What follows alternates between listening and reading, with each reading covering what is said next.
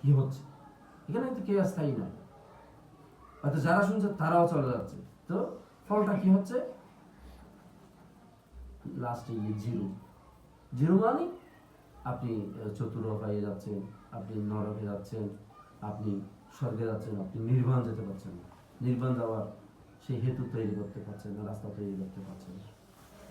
এই জন্য বুদ্ধ বলছেন গার অবস্থা নিবা তো সন্তটি সাকাত হইয়া,